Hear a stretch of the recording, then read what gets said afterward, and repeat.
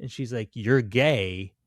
And I was like, "Well, that's mean." And then he's like, "You're so right, I am gay." I was like, "Oh, fuck, okay. I guess he's gay." Like a lot of... He was making out with a dude in a bathroom stall. I missed that part. I finally watched. I finally watched. I finally watched. I finally watched. I finally watched. Hey, everybody, and welcome to another episode of I Finally Watched. This is David. And this is Alain, and I finally watched Lady Bird. This is one of those movies that I feel like is the reason we started the podcast. To force the other one to watch something that there's just like a blind spot for them. This is a huge blind spot for me. Like, I mean, I would say most early A24 movies are big blind spot for me. And I feel like you actually covered, like, you've watched a good amount of early A24 movies. There's a lot of really early stuff that I have not seen that I have bought, and now it's like it's there, it's ready to watch. But this is one that I don't know what made me watch this. I think maybe it might have been Frances Ha, which watching it this time is the first time I really connected that this is like a spiritual prequel, as the Reddit forums described. But so the Saoirse Ronan character, Saoirse. I can see that. The Saoirse Ronan character, like, very much feels like the same character in Frances Ha, played by Greta Gerwig. I can see that. Also, both from Sacramento, moving to New York, different times, obviously. Or maybe not. Anyway, I loved this movie when it came out. The reason we're doing it is twofold. We were going to do a PTA movie in celebration of him winning Best Director and Best Picture. However, you don't know that yet. You don't know that yet. I know, because we were recording this on Friday. The Oscars are Sunday, and I don't want to jinx anything. And also, Inherent Vice is 2 hours and 40 minutes, and we're really behind, as you can tell by the fact that we're recording this 3 days before it needs to go out, 2.5. And so I was like, but St. Paddy's Day is the day after this comes out, so we got to make like an Irish connection. We were going to do The Guard. That's not available anywhere. Saoirse Ronan, I like to add a little too much on it. Saoirse is my favorite actress and one of my favorite actors, period, of any gender or ideology or whatever. Good. Yes, make that clear. I love her. Probably ever since Hannah. And she's of Irish descent, as we learned together on the phone. Born here, though, in Brooklyn, but close enough. And also, this was a movie that was nominated for a good amount of Oscars. Did not win any of them. So it's got the Oscars connection because it's coming out the day after, and it's got the Irish connection. So that's why we did it. I'm still trying to find an hour and 30 minutes. That's also a key reason why we did it. I'm still trying to find the PTA connection. There's no PTA connection. It's the Oscar connection. Yeah, we will do Inherent Vice later. If and when he wins. I feel like he's kind of a lock for Best Director. Best Picture is a little more up in the air. Yeah, I can roll with that. If he doesn't win Best Picture, it wouldn't surprise me. Yeah, I can see. I guess I could see the split. But I love this movie, and I loved Frances Ha. I think you were a little less high on Frances Ha than I was, but I love both of these. I love the characters in them. This has like a lot of like people before they really became famous or, sort of launched. Like, when you say a lot of, you mean like two? Lucas Hedges. How famous is Lucas Hedges? He's been in quite a bit, actually. I know he's been in quite a bit, but I wouldn't say as famous as Saoirse or Tim. That's fine. Yeah. I don't think you have to be the number one. I think Timmy Chalamet is the number one, like, young actor right now. So Beanie Feldstein, right? Yeah. Heard of her? And that's pretty much it. It's also got some older great actors. Tracy Letts, Laurie Metcalf. Tracy Letts, who's like my physical media hero. And once I like realized that, now when I see him in the movies he's in, and I've also listened to podcasts where he just talks about movies, like he's so great in like his different roles. So he's the guy in The Big Short who tells Christian Bale like, "Give me my fucking money back." Oh, he's the dad here? He's the dad here, Yeah. and then he's Mr. Ford in Ford versus Ferrari. So I loved having him in this. I need to watch that. I need to see Ford versus Ferrari. I'm not a fan of the ending, but it's real to life, unfortunately. So great movie otherwise. But yeah, this is just what's interesting is this is going to be a very hard movie to talk about because so this is it's a mother-daughter movie. It's a coming of age story for a young woman. And yet she graduates high school in this 2 years before I did. It felt like so like resonant to me, and also the like the opening of them sharing a bed together, like sleeping nose to nose, crying in the car listening to a book, and then a second later arguing about something stupid, or just like that was also just like felt like so like something I could really like, that happened to me, like that type of bullshit. So I mean, I think That this that just happens a couple times in the movies where you think their relationship is finally mending and coming together, and then the very next second it turns into this huge argument, which the very next second after that, things seem to be patched up for them. Yeah, which is kind of how it works, right? And then she has this line in the beginning. It's like, which starts the argument. I really wish I could like live through something, which is hilarious because this is the year after 9/11.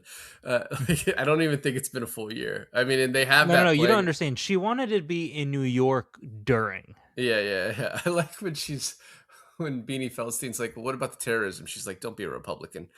Yeah. But Or like earlier where they're like, "Oh yeah, I know I probably just got on the wait list because of the terrorism."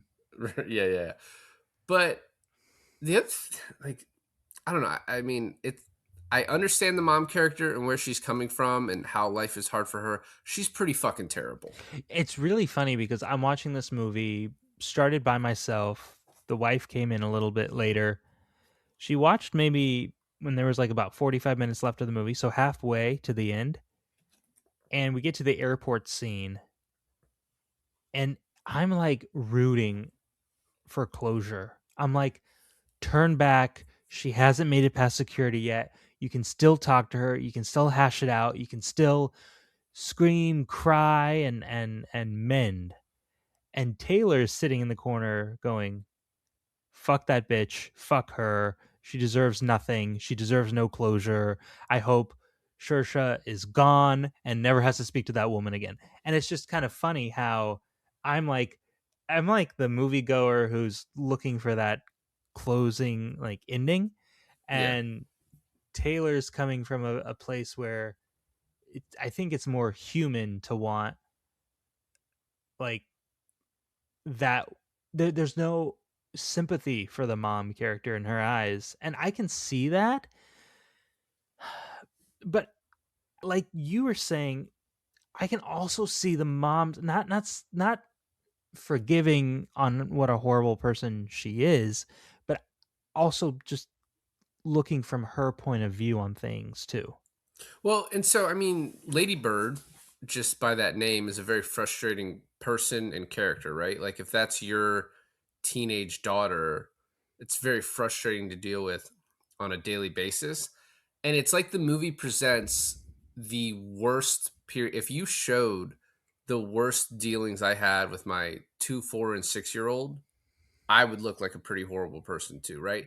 And so the movie has a very unforgiving look on it, which is funny. So this is not really autobiographical at all. So like obviously Greta comes from Sacramento and moved to New York. But she's like, this is not me. Like the Ladybird character, she's like, I was not like that in high school. So it's interesting because it's like you're painting this mom character who I think people might assume if they know the facts about you that like this is your mom. Right. And I didn't look too deeply into maybe it is, but right, like it's a very unflattering, unforgiving picture. Although in the end, and I know you love character growth, in the end, there's that phone call where she's like, "You were right, I was wrong, and I love you and I thank you and whatever." But I mean, the scene where she finds out lately it gets out that Lady Bird is waitlisted for NYU, and she's like, "This isn't even a big Was it deal. I'm NYU? probably so it's never said, but sleuths were like, where she gets off the subway in New York, it has to be NYU. Yeah. So yeah. So, but when she gets that, it comes out that she's waitlisted. The mom won't even talk to her. It's like, you're the adult. Yeah. Yeah. Like, that's But terrible. on the other hand, it's like a lot of, this kind of reminded me of a movie we did recently where things were unfolding in between the pages Yeah. versus blatantly saying it out loud. What movie are you talking about? No, but After Sun is the name of that movie. And the forefront of the story where it's a coming of age girl to woman story. But a lot of things happen under the surface. The dad's depression, Yeah. the the drama teacher's depression. Right. Yeah. Like that was kind of like, okay. And then a lot of stuff that happens with Beanie and Lucas Hedges, what's his name? Danny. Not Danny, yeah, Danny. Like when she comes to the back of the coffee shop and he confronts her about, I'm guessing like she kind of cold broke up with him, and she's like, "You're gay."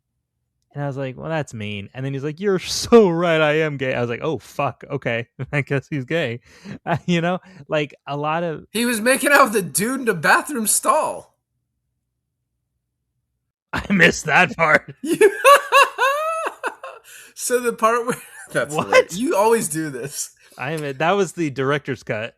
No, so you watched the same version. You used my Fandango. Now think from my perspective where I'm watching this movie, I somehow skipped that part, and he just comes to the her workplace, and she's like, "You're gay," and he's like, "You're totally right." I'm thinking, oh, there's a lot of contextual stuff here that makes sense now because he was like, "I respect you too much to grab your boobs." The context she saw him making out with the guy. She was talking to Beanie, and she's like, "It's perfectly normal not to touch a penis."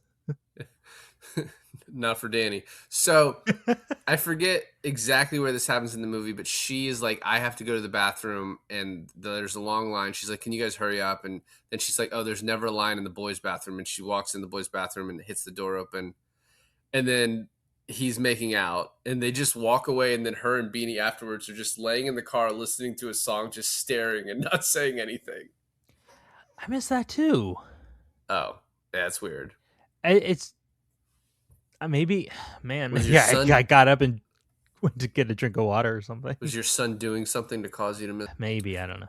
So the other movie this really reminds me of is Squid and the Whale, obviously. No, sure. And then like Booksmart and Superbad, because I forgot how funny this movie is. Like this movie has a ton of great. It's like kind of that sophisticated, highfalutin comedy, right? It's Sure. not a lot of slapstick going on, although there is some. Like it starts with her jumping out of the car out of nowhere because she just doesn't want to hear her mom anymore. Well, I was kind of ready for the heavy-handedness of A24 movies. Like they usually come and go, where I'm laughing at a part, but I'm also reserved because I was like, someone's going to kill themselves at any waking moment in this movie. And you're right though that like this movie is a lot more lighthearted than one seems to think of maybe like A24 films usually. Although, I think a movie you haven't seen, this reminded me of it, was 8th Grade, the film directed by Bo Burnham. Yes. You have seen it. No, I said I have not. You have not. We should do that. We should do the thing where you watch 8th Grade and I watch Booksmart, because I haven't seen Booksmart. Booksmart's great. Okay. Yeah, Booksmart is really good. We can do that. Well, I mean, we've talked about doing like a high school month before, so we can make it happen. We should have like a high schooler on the podcast. No, we shouldn't. Well, no, someone we know, not just a random high schooler. Can Campione just play a high schooler? Yeah, we just get an adult to pretend to be a high schooler. Correct. Yeah, I was watching this video today about Mars Needs Moms, and the 9-year-old character, because it's stop motion, the 9-year-old character was voiced by Seth Green until the studio was like, can't have him like voice a 9-year-old, so they had to like dub over all his work. So Seth Green is like playing that character for the motion capture, but nothing else. That's really funny. I learned, since we're talking about animated movie facts, in Up, the little boy character, Okay. they had him run around the studio like 5, 6 times, stop, record his line, so he's out of breath, and then run around the studio again, stop, and record his line. So you have that like cadence of him Jeez, that out of sucks. breath, but he's actually out of breath. I'd be like, you guys got to pay me more for this. It's bullshit. So I think we, I mean, I don't even know how to possibly start going through this. I will say, so it starts out with her really wanting the Ladybird character wanting to get out of Sacramento, but then you have this really beautiful B shot of Sacramento as the mom's driving home from the hospital, and it's like the that point is very finely made until it's then made later when the nun Yeah. is like Sister Sarah Joan, which by the way, I love the fact that she's like, I've actually been married to Jesus for 40 years. But when she's like, oh, you really love this city. She's like, well, I think I just pay attention. She's like, what's the difference? Love and attention. It's the same Dude, thing. when that was said, I don't know about you, but when she was like love and attention, I was like, oh, she's in a way, and I don't know if it occurred to the character, but she's in a way listing things that she's missing from her mom. Yeah. It's Because in the same way that she like hates Sacramento, but she pays the love and attention to notice the details in which to hate Sacramento. It's kind of with her mom and all of her like double-sided compliments about, she's fat in the dress, or the dress is too pink, or yada yada yada whatever. But it's like she loves her and pays attention to her just enough to completely destroy her self-image. well, too. I mean, that scene too, like, is heartbreaking when she's like, "Do you like? Why don't you like me?" She's like, "I love you." She's like, "Yeah, but do you like me?" And she It's can't. She couldn't even lie. She couldn't even say it. well, it's also funny because, and I don't know about you, probably because you're pretty good at looking at like deeper meanings in films, not allegories of cancer, but in other examples, you look at deeper meanings in films. But I just don't want to talk about it for 45 minutes. the the sorry, the way that I took it was that she sees so much of herself in Ladybird, and yet she loathes and hates herself. It's almost this transference of hate towards her daughter that was unsaid in the film, but I felt like it was pretty obvious in the movie. Well, the other thing though is she's like, "Did you ever come home and like leave your clothes out?" Because so she comes home really late, and she's had like this amazing night where she kissed Lucas Hedges. It's like a very seminal moment in her life. And her mom comes in and she's like, "Can we not do this tonight?" And she's like, "You can't leave your clothes like that." I thought it was going to be something like you came home too late, and it's like, "You can't leave your clothes out like this." And I was like, Yeah. "Holy shit!" Like Also, you're terrible. Ladybird is a very good character in saying things that she's thinking, like a very brutally honest character. Yeah. So, how many times has this happened to you, right? Where one of your parents is getting on to you for something stupid, and you're like, you would like to tell them, like, don't you wish, like, when you were growing up, your parents would just leave you alone about something stupid? Like, I would love to say that to my mom now, but, uh, but that you would just eat it. You would just eat their, like, pick up your clothes, and you're like, okay, right? But Ladybird is like, I want to throw it in your face. Well, no, but the point I was making of that is she's like, "Don't you wish your mom would have just like let it go or whatever?" And she's like, "My mom was an abusive alcoholic." So that one little tidbit is like a huge portion of why the mom is the way she is. Yes, but then if you take in the position where you're like not really giving the mom slack for her shitty behavior, that's like narcissism 101, where you either gaslight someone into believing what you're saying, and when that doesn't work, you play the victim. So I felt like her mom was like, "Oh yeah, you think you have." She's like that typical mom response where it's like, "Oh, you think you have it bad? I guess I'm just the worst mom in the world. I should probably just die, and you just be so much happier with that." Like that type of like shit that narcissistic parents say. I do want to say, and I made the point earlier though, it doesn't seem like it's a fun time hanging out with Lady Bird. You know what I mean? No, sure, yeah. I mean, she's a difficult daughter, but like you said earlier too, it's like you're the parent, right? Yeah. Like don't be for her to be like, "Oh, at least your mom was an abusive alcoholic." It's like, "Yeah, okay, but like, Do better. That's yeah, not do the better." baseline. Yeah. Exactly. Also, I meant to say this from the at the top too, but like a not as good actress playing the Lady Bird part, like that's an annoying person. So to But be like completely on her side and her being like somewhat likable.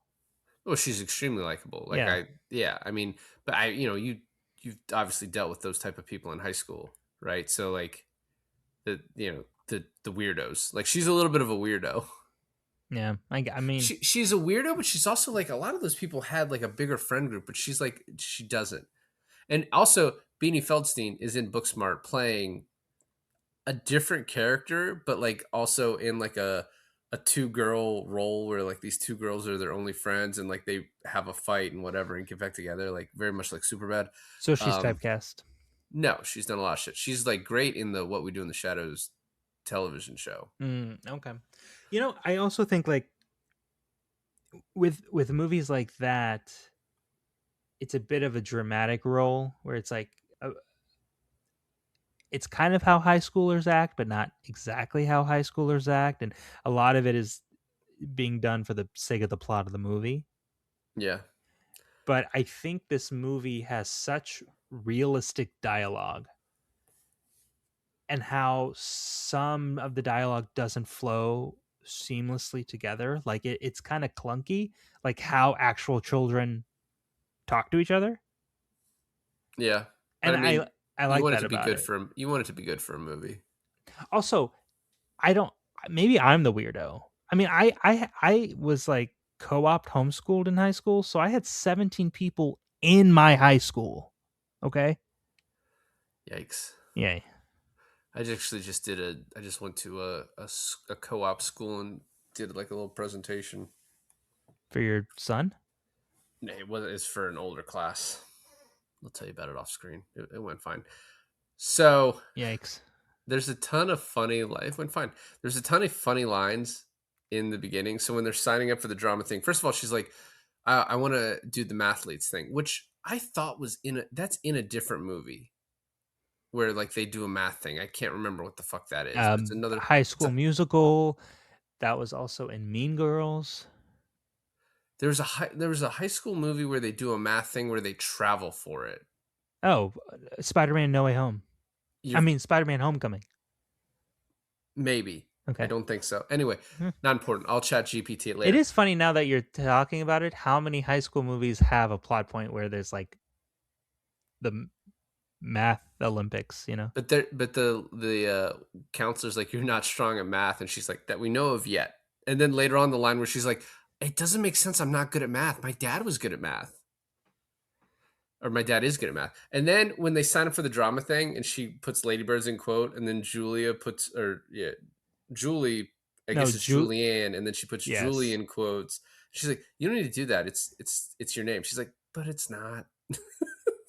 Well, funny. It's funny because Beanie, for her, I think her name's like Catherine or something. Well, yeah, but stage names, that's how it works. No, I know, but if you look up her Wikipedia, it's it has Beanie in quotes. Uh, so the other interesting part of this movie is the like the triangle of relationships between the dad, the mom, and Ladybird, because like the dad and mom have a great relationship as we see it, right? This I really love the scene in the bathroom where she's like, "Do you think Miguel and Shelly are having sex on the couch?" He's like, "Oh fuck yeah, they are," and they just like laugh about it, and they're like, the bathroom is like the one safe space where they can be alone, right? And then the dad and Ladybird have an amazing relationship, like a very loving relationship. Like Yeah. she adores him, he adores her. but the mom and her like can't, like they just can't get along. I just think it's very funny. I also there's this really interesting moment in the movie, and this movie does this roller coaster thing where it positions you in a way to really hate a character, in this case the mom, and then it'll throw a scene at you where you're like questioning everything else that the movie has done to make you feel this particular way about a character. It does that with Timothy Chalamet's character too. We're almost there. We'll get to that in a second. We'll get to Timmy. But there's this beautiful moment where Ladybird comes home from a night out and meets Shelley on the front porch. Yeah. And they're sharing a clove cigarette. And she says, I think your mom is one of the most loving people because she took me in when my parents kicked me out. And I'm also thinking about Miguel in this situation too, where I guess he's obviously adopted. Whoa, whoa, whoa, whoa, whoa. I don't know how you would possibly figure that out. I He's love I love when the like he's like, oh, you're saying I didn't even put that on my application. It's like, oh yeah, I don't think they figured it out, Miguel. well, what do you think that is? Is that an adoption or is that Yeah, that's a good. foster situation? I mean, yeah, one of the two. Yeah, one of those. But it's But like like, they never play it as like you're not my real brother, thank God. right? Yeah, you don't need another aspect of I this. don't think I could handle that with this movie. I I do like the introduction to Miguel and Shelley when they're working their jobs at the supermarket. Quit messing up the magazines. But anyways, back to my point is what I'm saying is that you have to look at it from that perspective too, where one, it's not easy to adopt someone. And two, you have to have a big heart to be able to do that and treat someone who's not your blood relative, as your own son. Well, And so how awesome is the dad character that he's going out for a job later, and then he's like, "Oh, Miguel, what are you doing here?" He's like, "Oh, I guess we're going out for the same job," and he's just like, "Man, I hope you get it." well, yeah. But I mean that's only to hone in the point how awesome the dad is, which we already know. I So mean, yeah. But also, I think the dad felt in the interview when the interviewer asks, like, "So what else are we supposed to do in here?" You're like, "Oh, geez." when the recruiter doesn't know how to end a Yeah, job how to do interview. an interview. He's like, Yeah. what else do we do in here? Yeah, that's good I would stuff. have been like, if I was the dad, I would have been like, I guess you just give me the job and I accept it and Yes, we talk yeah. about pay. We talk about pay. Yeah, I think next we talk about pay. Like you said, I'd start. So yeah, we go through the audition. It's very funny. Them all singing the songs. Lady Bird's song is very. It's a very funny moment where everyone's like eyes kind of get big, like oh, uh, that's great. And then when she's talking to the recruiter, she's like, but I want to go to East Coast schools, but not Yale. I probably couldn't get in there. And the recruiter's like, oh, you definitely couldn't. Also, when she's talking to the sister about what extracurricular activities and they land on theater, where they're like, Ladybird says, I don't even know how am I how I've been here for 4 years. I don't even know there's a theater program. Yeah. Oh, there's no that we do plays. There's a spring and a fall play. Yeah. So the next is the Thanksgiving at the grandma's, and it's like the polar opposite of her. She skips her Thanksgiving, and her mom gets upset about it, obviously. But it's like it's in the house that her and Beanie always talk about that they love, and it is like the perfect day, right? She has a great Thanksgiving with the family. She gets high afterwards. I did think one scene in the mom's favor is they're clearly high in the kitchen cooking up food. The mom comes in and knows it and just lets it go. Never brings it up. Yeah. I like I said, there's parts in this movie that completely contradict other parts of this movie. And it kind of sends you on like a emotional roller coaster about certain characters. I would be really sad if we missed one of my favorite jokes in this movie, and we kind of glossed over the moment where Danny comes to pick her up to go to his grandmother's house for Thanksgiving, and he's like, and this moment comes back later, right? Because we also notice that Lady Bird talks a lot of shit about her upbringing and her parents to a lot of other people. Yeah.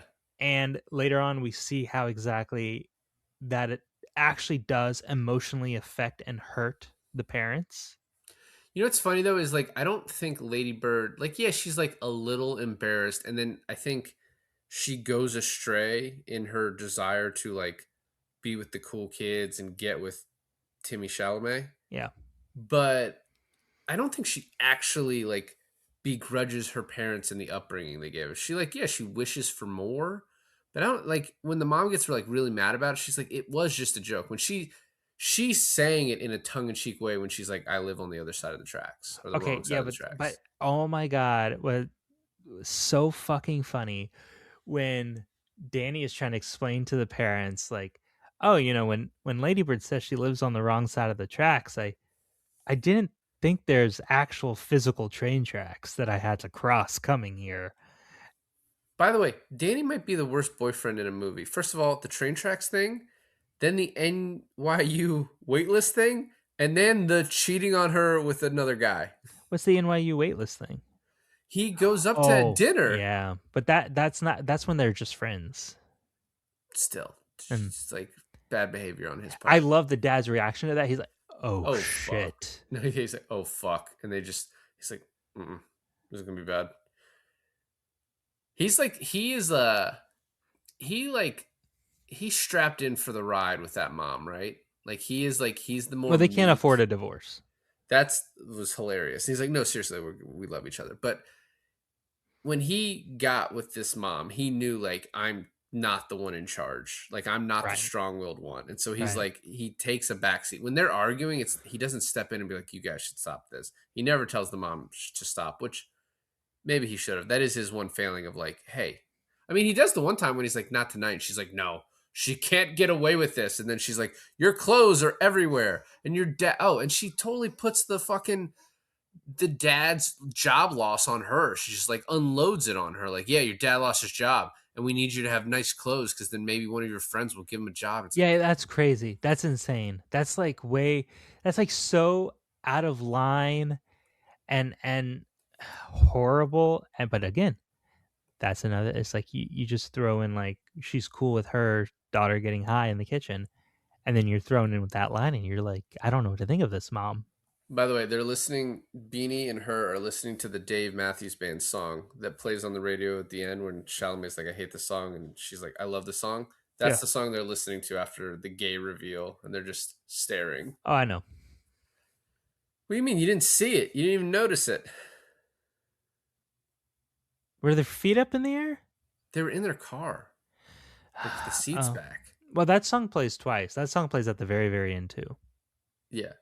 With Chalamet. And he's like, oh, I hate this song. We're almost to him.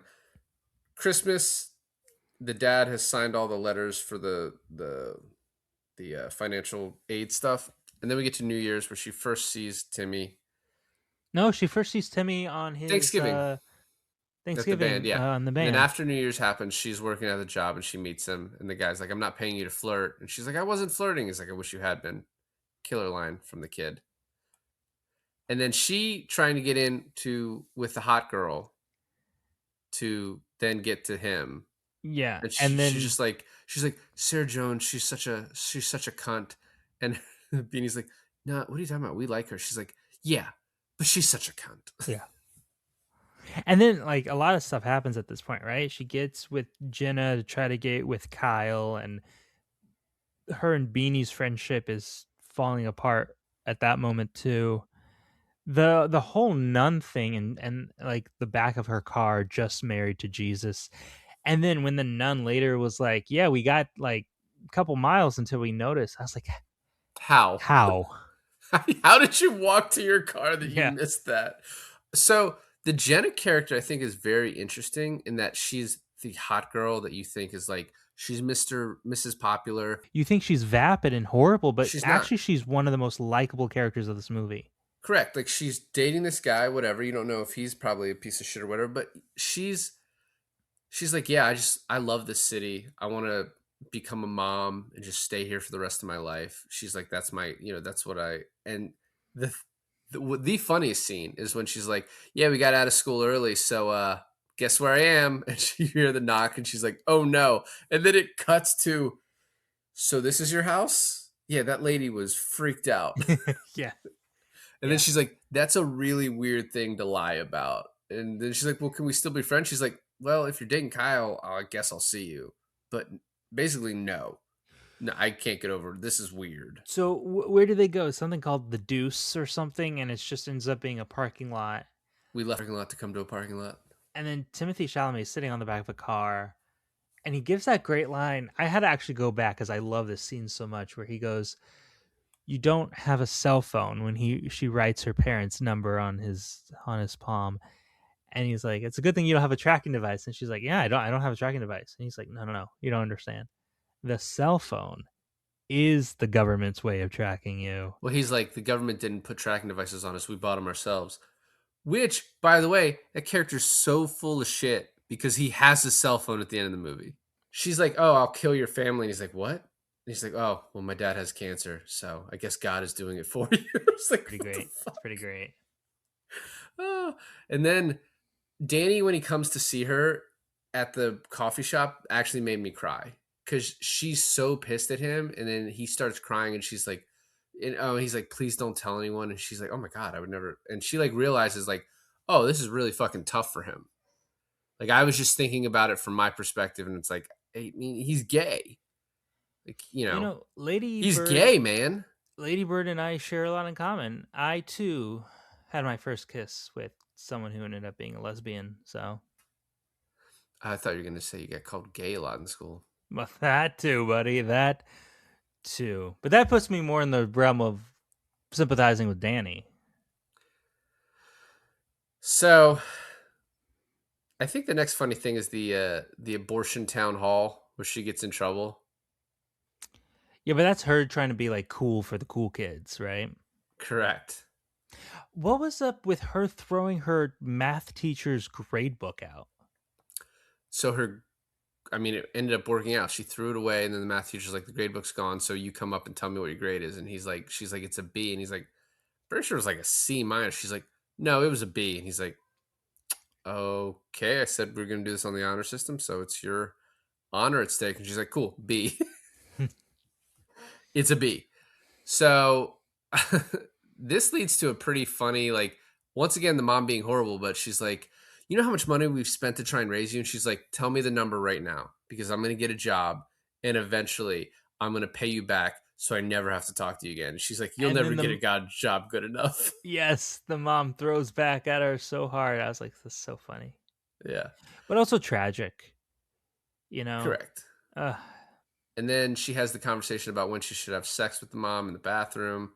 And the dad's depressed. And she's like, I didn't know dad's depressed. And it's like, well, it's fairly obvious. You should have known that. You're a little self-conceited. I guess conceited, the self part of conceited is already in there. I'd probably overkill on that. You're just conceited.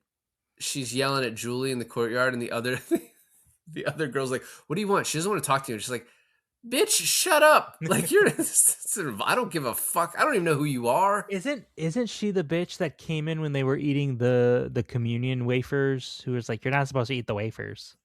Maybe. I don't know. I don't think that matters. We've already talked about the Jenna scene, the sex scene. She's like, which starts as like a really sweet moment and then turns into what probably a lot of people's first time was, where it's just like, you're done? He's like, yeah, it's great. And then nosebleed. I can't sympathize with that. Sorry. I was a lot older too, so maybe that has something to do with it. But I was pretty. Let's just say it was a good long time there. It was the first time when you conceived your son. So yeah, I was 33 years old. But man, it felt good. So it was very pent up, held in. And then she's like, we took each other's virginity. He's like, you didn't take my virginity. That was so bullshit. I knew it was coming too. Did you know it was coming when you first saw it? Yeah, well,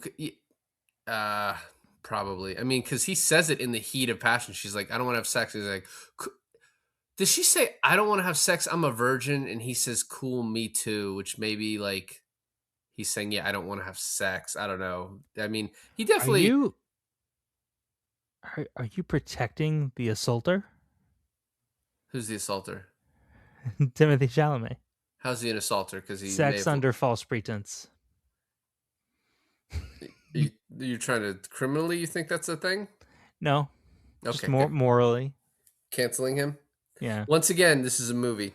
So he's like, "You're deciding to be upset." No, I am upset. And then I was on top. Who the fuck is on top for their first time? It's just a very funny line. And then, don't be sad. Do you know how many people have died in Iraq? She's like, different things can be sad. It's not Not all all war. about war, yeah. There are like so many great lines from her. And then, are we still going to prom? Sure. And then the dress thing and the houses thing and the I dress teared up thing. when she got in the car with her mom and started crying to her mom. I thought that was a pretty and you know what? Then again, here's the mom kind of like being cool and being there for her. But then the prom dress scene, the dress is too tight. Yeah, I told you not to have that second helping of pasta. And then Yeah, I but wish, that's the self-loathing from the mother being projected onto the child. but the scene with the dad, like when she's going out for prom and you get the honking and he's like, "You aren't going to get in a car with a guy that honks." She's like, "Yes, I think I am." Even Miguel was like, "You're better than that." Yeah. And then they're shit talking her as she's walking in the car, Yeah. which he's such a piece of shit. He then is using a cell phone. And then she's like, "Take me to Julia." Julia's just crying because she's not going to prom. Sorry, Julie. I mean, sure, you could have probably found someone. And then they go to prom Well, together. we also have totally skipped over the whole B plot. I don't C plot, D plot of this movie, where has this biggest crush on her teacher that I've ever seen in a movie. But it's like unrequited love. Like she knows she can't say anything, and she knows that he would never feel the same way about her in a million years. She knows that he has Why a do you think wife. that? I mean, a lot of teachers bang students. I don't know what you're saying. No, but she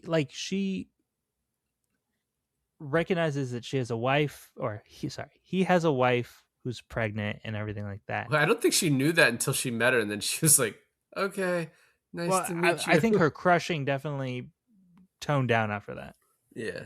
It's like, I can't ruin that perfect relationship. But I love how he was like, he calls her Jules, and she's like, Jules. I I like love that. that.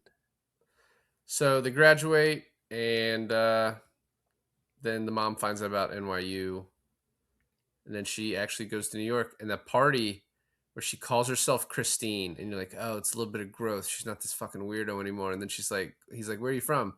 "San Francisco." Because once again, she's like embarrassed, right? With that ending, the ending of the movie is kind of a fever dream to me, because I was like, is this movie really ending like this?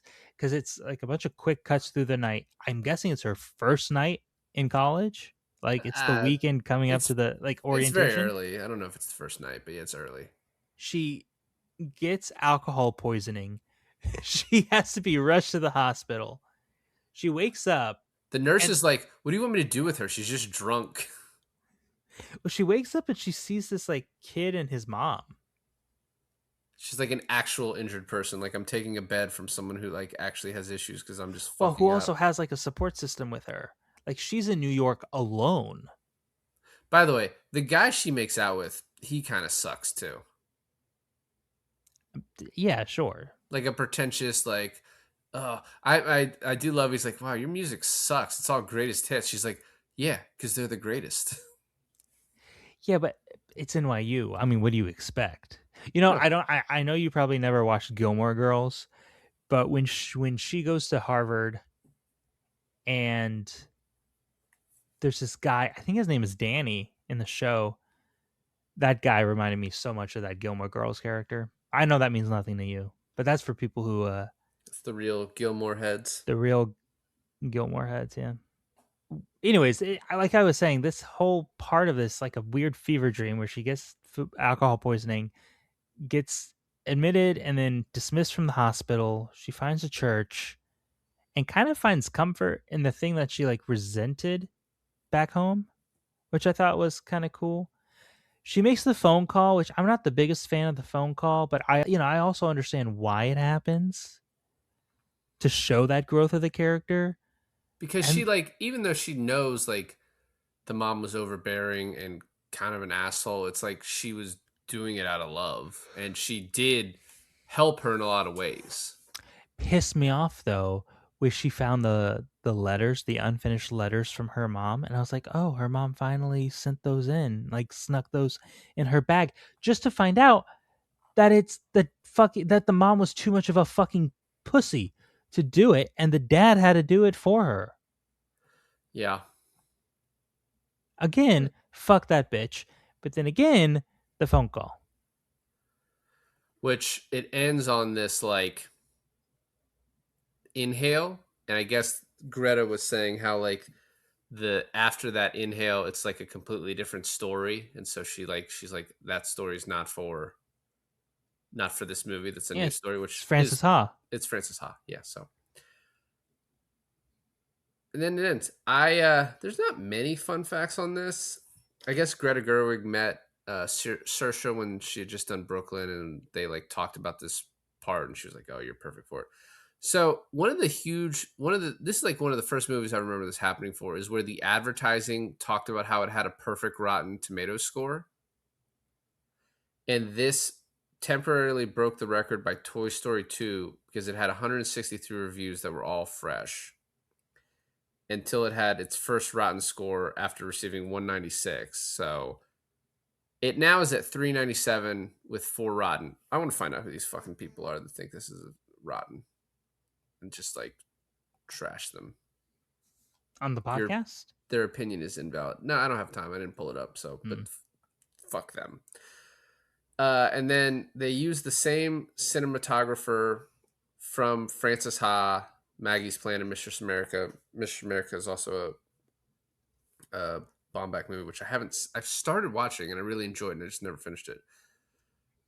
And she said that she wanted the film to look like a memory, which I think is pretty accurate, right? The Ladybird? Yeah. Yeah, yeah. It's shot digitally, but then there's obviously some effects on it to It's make it shot look a little. digitally? Yeah, they added some Trick the effects to make fuck it out look of me. green. I thought it was shot in film. Well, she wanted it to be shot 16 millimeter, but they just couldn't afford it. It's expensive. Yeah, Super 16 film stock, but budget wise, could not make it happen. The last fun fact is Lady Bird. They intended to dye her hair red with black spots to resemble a ladybird, but Saoirse said she would quit the movie if they had to dye her hair black, which I don't really understand why. When I was in high school, I don't know if it's a rumor or maybe this is a true fact that like black hair dye could give you cancer. That was like a rumor. I think it was a rumor. But I don't know. Maybe Saoirse believes in that too. And she's my girl. So, whatever she wants, she should get. Oh, the other thing is, so did you notice she had like very broken out cheeks? Yeah. So she had been doing Broadway. The heavy makeup in Broadway caused her to break out. And then the makeup people were like, well, this is fucking perfect for high school. And they Yeah. convinced Greta to leave it in. I thought so too. I was like, I don't remember Saoirse having such bad skin. No, she has perfect skin normally. She's perfect. So. Okay. But I was also thinking, oh, maybe it was a makeup thing. But it looks so good to be a makeup thing. Right. Like, it looks so bad, and good at the same time. But no, that makes a lot of sense. But I think it really worked. It looks like it cleared up throughout the year too, though. Like I'm curious if they filmed this like mostly in chronological order. But by the time she gets to New York, you don't really see it that much. And I was like, oh, she does look a little older, Right. You said that you had some problems with this when we talked on the phone with the movie. Oh, yeah. So, I mean, I expressed some problems that I had with how the mother character was kind of treated throughout, and the ending didn't impress me that much, but that's okay. I mean, I ended up warming up to it anyways. My biggest issue with the movie though is, and it's on me. I thought this was going to be something else going into it, and because this movie was so hyped up, it's not the movie it kind of expected. Ended up watching it, and I think because so many people hyped this movie up so much, it was kind of below my expectations. Yeah, I actually think I loved it more this time around. I mean, this happens very often for me where I watch a movie and I really like it, and then I haven't seen this since it came out, but it's been 9 years since I've seen this, and you forget about it. Watching it again, yeah, I loved it again, and I think I don't know. As you get older, you think back on high school, the good and the bad, right? And this coming out, or this being placed right when I was basically graduating from high school and in high school, so it really worked for me too. So yeah, I loved it all over again. No, I mean, I do like the movie. It's just not what I thought it was, but that's okay. It it's it's also not as pretentious as I thought, and I actually like Timothy Chalamet's character more than I thought I was going to. That My he's a piece fear of is shit. because he's such a big actor now. I was afraid going into it I was just gonna see Timothy, but like Kyle is a whole thing of his own, and I actually enjoy that aspect of the movie quite a bit. Well, I gotta watch it again just to see the Lucas Hedges making out with a guy. thanks for listening to another episode of I Finally Watched. This is David. And this is Alain, and I finally watched Ladybird.